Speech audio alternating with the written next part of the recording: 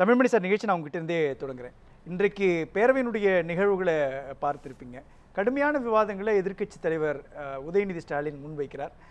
முதலமைச்சர் விஜய் பதிலளிக்காமல் அமைச்சர்கள் பதிலளிக்கிறாங்க. இது ஒரு நடைமுறையாக பார்க்கப்படுமா? ஏன்னா சட்டம் ஒழுங்கு சம்பந்தமான அம்சங்கள்லையோ அல்லது பல விஷயங்கள் நேரடியாகவே முதலமைச்சருடைய கட்டுப்பாட்டில் இருக்கும் பொழுது முதலமைச்சர் நாளைக்கு தான் பதிலளிப்பேன், இன்றைக்கு பதிலளிக்காம தவிர்த்ததும் அமைச்சர்கள் பதிலளித்ததும் எப்படி பார்க்கப்பட வேண்டியது?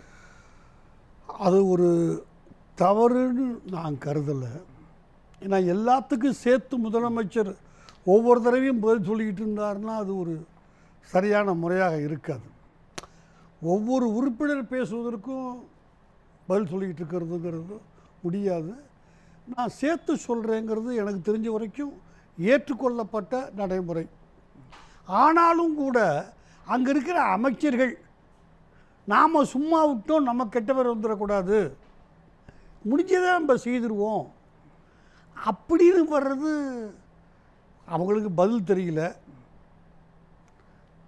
நாளைக்கு முதலமைச்சர் சொல்லுவார்னு சொல்கிறாங்க. இவங்க எதுக்கு நேரத்தை வீணாக்கி மக்கள் பணத்தை வீணாக்கி ஏதாவது ஒரு 15 வரியை வளர்கிறாங்க. அது தவறுன்னு நான் கருதுகிறேன். இப்போ ஒரு அமைச்சர் பேசுகிற போது சபாநாயகர் சொல்கிறார், நீங்கள் ஆதாரம் இல்லாமல் பேசுகிறீங்க, சொல்லாதீங்க. ஆதாரம் தப்பல்ல, இது நாளைக்கு ஆதாரம் தர்றேன். நாளைக்கு தான் முதலமைச்சர் பேச போகிறாரு, உங்கள்கிட்ட இன்றைக்கி ஆதாரம் இல்லை, எதுக்கு நீங்கள் பேசுகிறீங்க? அதாவது ஏதாவது பேசினோம் என்று காண்பித்து கொள்ள ஆன் ரெக்கார்ட் ஒரு சுவாரஸ்யமாக இருக்கணும்னு பேசுகிறாங்களே தவிர அவர்களிடம் ஒரு சமயோசிதமும் இல்லை, புத்திசாலித்தனமும் இல்லை.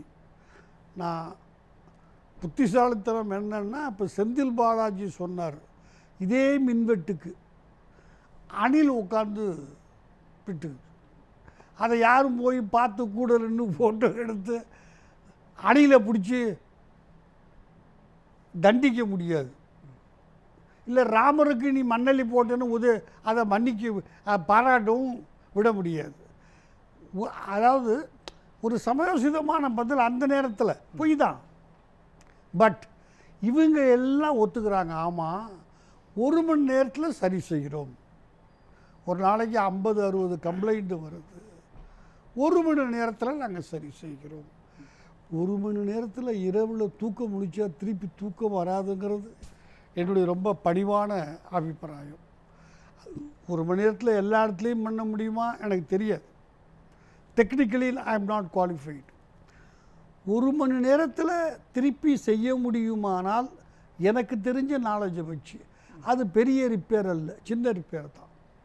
அதை நீங்கள் ஆன்டிசிபேட் பண்ணி இது ஒரு கோடைக்காலம், கஷ்டப்படுறாங்க மக்கள், வெயில் அதிகமாக இருக்குன்னு நீங்கள் செய்திருக்கணும். யார் அரசில் இருந்தாலும் செய்ய தயாராக இல்லை.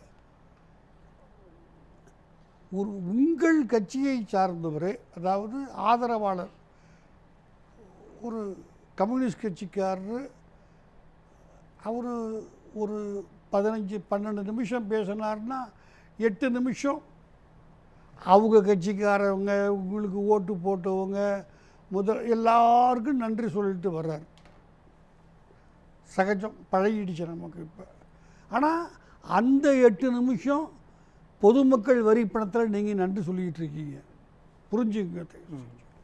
சப்ஜெக்ட் வரக்குள்ள கூட 18,000 ஆசிரியர் பணியிடங்கள் நிரப்பப்படாமல் இருக்கிறது. ஏதாவது அதுக்கு பதில் உண்டா? அவங்க திமுக உறுப்பினர் இல்லை, கம்யூனிஸ்ட் கட்சி உறுப்பினர் சொல்கிறார், 18,000 ஆசிரியர் பணியிடங்கள் நிரப்பப்படாமல் இருக்கிறது. அவர் ஊரில் ஒரு ஹாஸ்பிட்டல் இடிஞ்சு விழுந்துருமாறு, அதுக்கெல்லாம் இவங்க பதில் சொல்ல தயாராக இல்லை. ஒரு முன்னாள் நடிகர், முன்னாள் துறை முதலமைச்சர் சொல்லுகிற போது மட்டும் ஏதாவது ஒரு பதிலை சொல்லணும் துடிக்கிறாங்க. இவங்க சொல்கிற பதில் 2 வகைப்பட்டது. இன்னும் 2 நாளில் வெள்ளை அறிக்கை தருகிறேன் வெள்ளை அறிக்கையை வச்சுக்கிட்டு நான் நாக்கையா வழிக்க முடியும்? கடந்த காலத்தில் என்ன குறைபாடு செஞ்சுருக்கிறாங்கன்றதை அம்பலப்படுத்தலாம் இல்லையா சார்? மின் தட்டுப்பாடு அல்லது மின்வெட்டுக்கான பிரச்சனை தாவேக்கா வந்ததுக்கப்புறம் தான் நிறைய நடக்குது அப்படின்னு சொல்கிற குற்றச்சாட்டுக்கு முந்தைய ஆட்சி காலத்தில் செய்த சில தவறான நிர்வாக நடைமுறை தான் காரணம்ன்றாங்க. இப்படி தானே எல்லா டிபார்ட்மெண்ட்லையும் சொல்கிறாங்க. சட்டம் ஒழுங்கு அதுக்கும் ஒரு வெள்ளை அறிக்கை தானேங்க சொல்கிறாரு. இந்த குற்றச்சாட்டுக்கே இதையும் சொல்கிறாரு, உங்கள் தவறு தான்னுட்டு. நான் மறுக்கலை அது. ஆனால் 2 நாட்கள் பொறுத்து கொள்ளுங்கள், வெள்ளை அறிக்கை தருகிறேன். அவங்களுக்கு ஒரு ஜோக் அடிக்கணும், கைதட்டல் வாங்கணும். பவர் வந்து அவர் பெரம்பூர் தொகுதியில் சொல்கிறாரு, அதை சரி பண்ணுவோம், பண்ணிட்டோம். இது உங்கள் ஆட்சியில் இருந்துச்சுங்கிறது உண்மைதான். எல்லா திமுக ஆட்சி காலத்திலையும் மின் தட்டுப்பாடு இருந்துச்சு இல்லையா? அப்போ மின் தட்டுப்பாட்டுக்கான காரணங்களை 2 சொல்கிறாரு.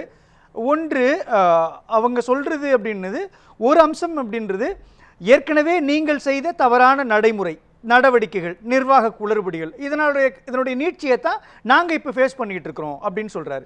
இன்னொன்று, திமுக ஆட்சி காலத்தில் மின் தட்டுப்பாடு வந்துச்சுன்னா அதுக்கு காரணம் அணில் அல்லது வந்து பராமரிப்பு பணிகள் அப்படின்னும் பொழுது தாவேக்கா காலத்தில் மட்டும் ஏது வரக்கூடாது? அதுக்கு தானே வெள்ளை அறிக்கை 2 நாட்களில் கொடுக்குறேன்றாரு. நீங்கள் சொன்ன இந்த கருத்துக்கு செந்தில் பாலாஜி ஒரு அழகான பதிலை சொல்லிட்டார், எந்திரிச்சு. நீங்கள் பார்த்துருப்பீங்கன்னு நான் நம்புகிறேன். ஒரு ஆய்வு கூட்டம் நடத்துனீங்களா இன்னைக்கு வரைக்கும்? எங்கள் தப்புங்கிறத இருந்துட்டு போட்டோம். ஆனால் என்னென்ன செய்யணும்னு வந்து 1 மாதம் ஆயிடுச்சு, தாண்டிடுச்சுல்ல. அதுக்கு பதில் சொல்ல மாட்டேங்கிறாங்க. 18ஆம் தேதி 5 மணிக்கு நடத்தணும், 7:30 வரைக்கும் 2.5 மணி நேரம், இன்னென்னாரு பங்கு பெற்றார்கள், இன்னென்ன கருத்து சொன்னாங்க, மினிட்ஸ் பண்ணி. யாரும் நான் அதை சொல்லுவாங்களான்னு எதிர்பார்த்த யாரும். எப்படி சார் ஹேண்டில் பண்ணுறாங்க? ரொம்ப கடுமையான விமர்சனங்களை. இன்னொரு பக்கம் திமுக அதிமுக என்பது சட்டமன்றத்தினுடைய நடைமுறைகளை நன்கு தெரிந்த கட்சிகள், ஆட்சியில் நீண்ட நாட்கள் இருந்திருக்கிறாங்க. They know the nuances. அவங்களுக்கு சட்டப்பேரவையினுடைய நுணுக்கங்கள் எல்லாமே ரொம்ப தீர்க்கமாக தெரியும். இதை எதிர்கொள்வதில் தாவேகாவினுடைய இந்த அரசுக்கு சிக்கல் இருக்குதா? அவங்க இன்னும் ஃபுல்லாக ட்ரெயின் ஆகலைங்க. ஒரு சுவாரஸ்யத்தை உண்டு பண்ணணும், திமுகவுக்கு கெட்ட பேர் ஏற்படுத்தணுங்கிற எண்ணம் இருக்க தவிர அதை எப்படி கற்றுக்கிட்டு சரி பண்ணணுங்கிற ஆர்வம் இன்னும் அவங்களுக்கு முழுமையாக சரி இருக்கலாம். நான் தாலி கட்டி கல்யாணம் பண்ணி வீட்டுக்கு கூப்பிட்டு வந்துட்டேன். எவ்வளவு நாள் உங்கள் அம்மா உனக்கு சமைக்க கற்றுக் கொடுக்கல, உங்கள் அம்மா உனக்கு கூட்ட கற்றுக் கொடுக்கல, உங்கள் அம்மா உனக்கு பாத்திரம் எவ்வளோ நாள் சொல்கிறேன். என் வீட்டுக்கு வந்துட்டான். இன்றைக்கி ஏன் பொண்டாட்டி சார், நான் தாலி கட்டி கூப்பிட்டு வந்துருக்கிறேன். அதே மாமியாரையும் மாமனாரையுமே நான் எவ்வளோ நாள் குறை சொல்லி காலத்தை ஓட்ட முடியும்? அதாவது இவங்க என்ன செய்யணும், இன்னும் ஒரு 10 நாளில் சரி பண்ணுறோம், வந்திருக்கிறோம். நாங்கள் அதான் கேட்குறேன் செந்தில் பாலாஜி, நீ ஒரு ஆய்வு கூட்டம் போட்டு ஸ்டடி பண்ணிட்டியா? அவர் டிபார்ட்மெண்ட்டில் கேட்குறாரு.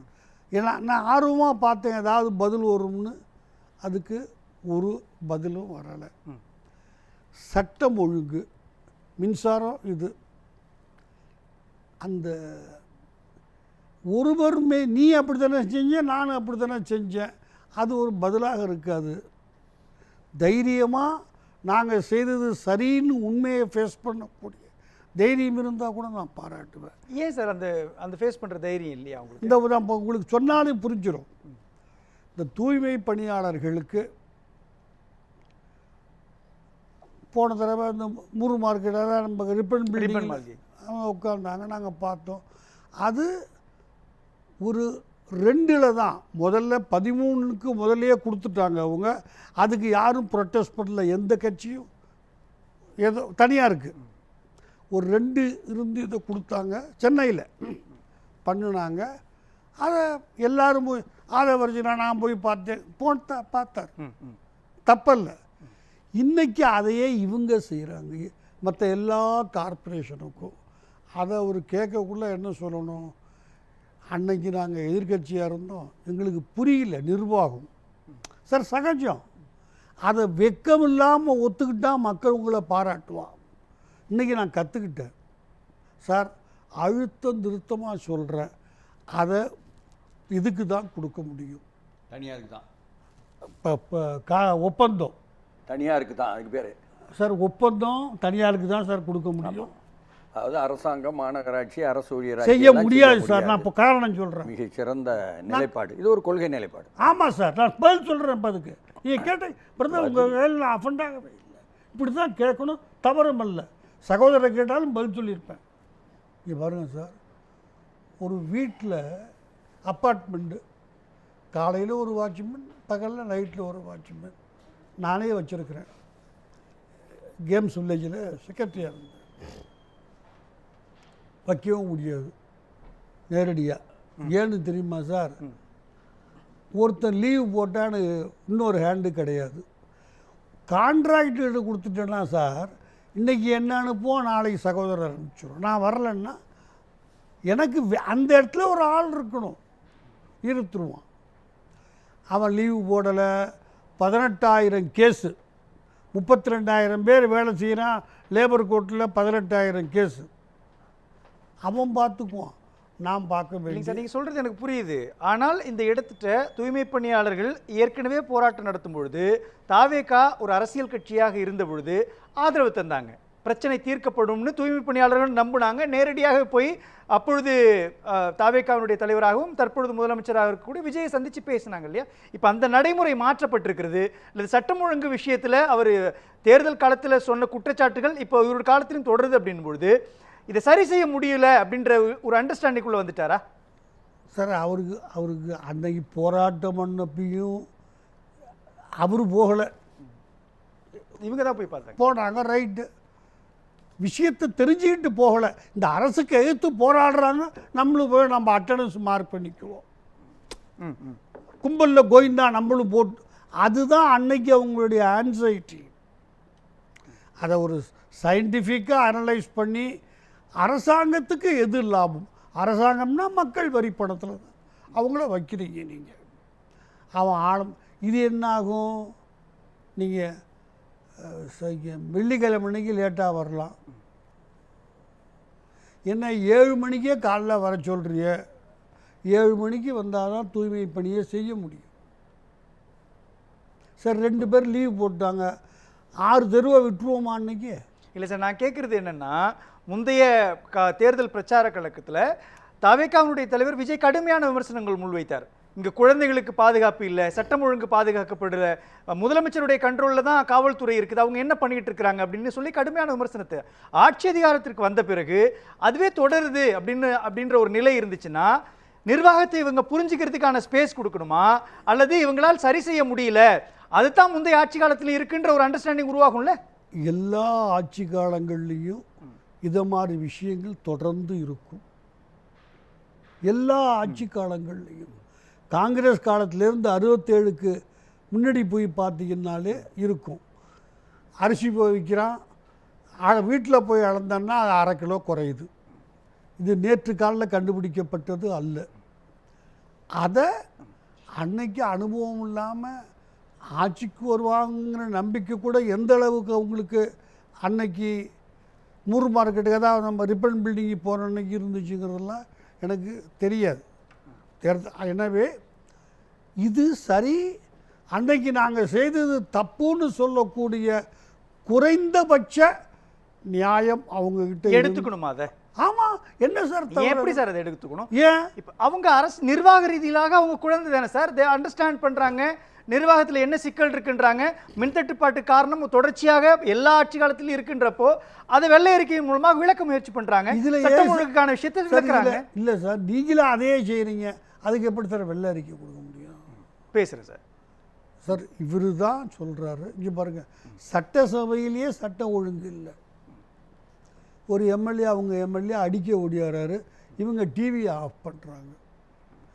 ஓப்பனாக அவங்க குதிரை பேரமோ கழுத பேரத்தோ ஆதரிக்கிறாங்க. எப்படி?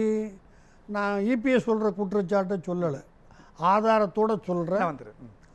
நேற்று சொல்கிறாரு, இந்த இட்லு போவார்ல பாண்டிச்சேரிக்காரர், நீங்கள் இன்னும் எவ்வளோ பேர் வேணாலும் வாங்க, உங்களுக்கு இங்கே பதவி கொடுப்போம். பதவி இல்லைன்னா பயந்துடாதீங்க. ஏங்க, இதை விட ஒரு ஓப்பன் சொலிசிட்டேஷன் இருக்க முடியுமா?